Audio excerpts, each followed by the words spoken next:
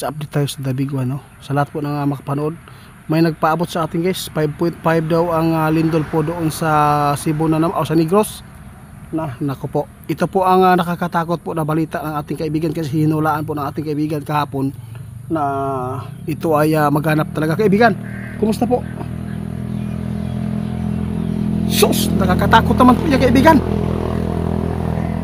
Guys, ito po yung natatakutan ng ating kaibigan kung magpapatuloy itong pagyanig po ng ganito kalakas to 5.5 doon sa Negros. Posible talaga guys, maaapektuhan talaga ang Manila ng The Big One. Kaya sa lahat po na makapanood sa amin, maghanda na lang po tayo, no? Dahil po ay ito man talaga ang maganap, maging matatag na lang po tayo at mag-ingat. Nandito lang si kaibigan para muling magpaalala at pagbigay po ng babala sa inyo dahil sa sign na nagpaparamdam ngayon tungkol po sa The Big One case, dahil po posible ito matrigger ang kalupaan natin. Fault line kaibigan.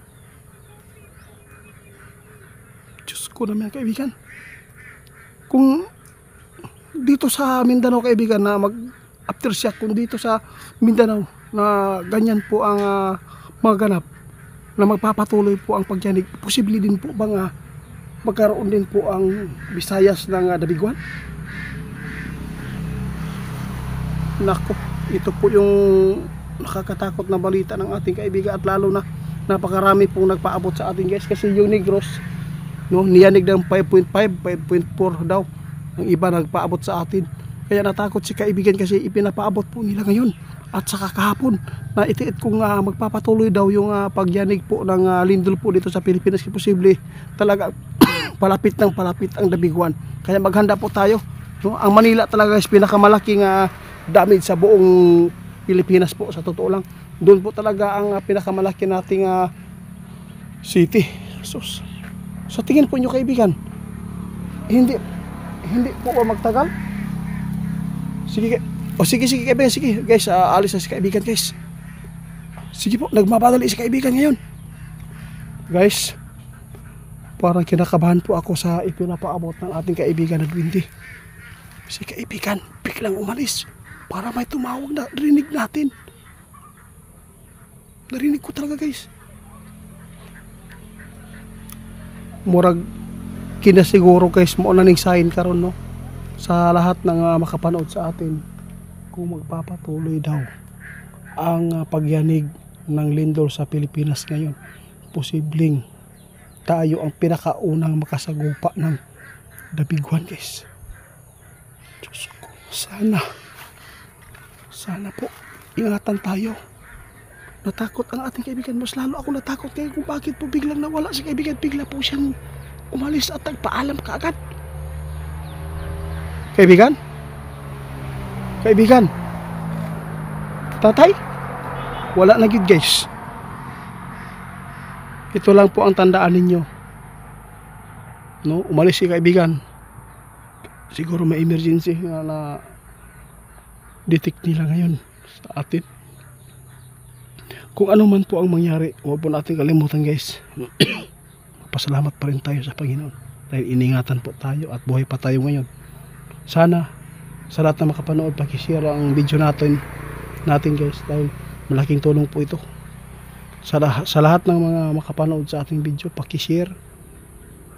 Ito po ang sign ng ating kaibigan na ibinibigay po ngayong araw na to. Kung magpapatuloy po daw yung pagyanig, posibleng magkaroon na ng The Big One. Luzon po ang kinatatakutan ng ating kaibigan din. Isa po dito sa pinakamalaking damage buhay ang masawi dito. Kaya sa lahat ng makapanood sa atin, huwag na lang po tayong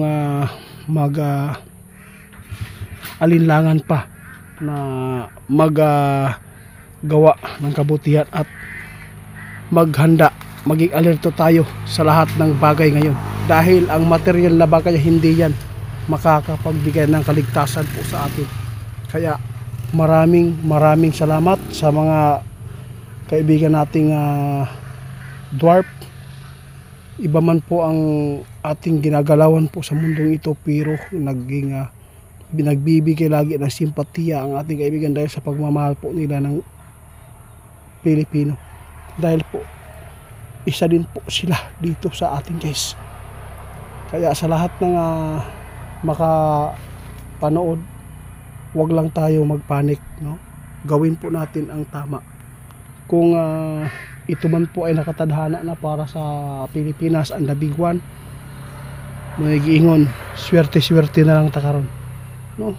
Pero wag talaga tayo mawalan ng pag-asa. Hanggang dito na lang muna guys.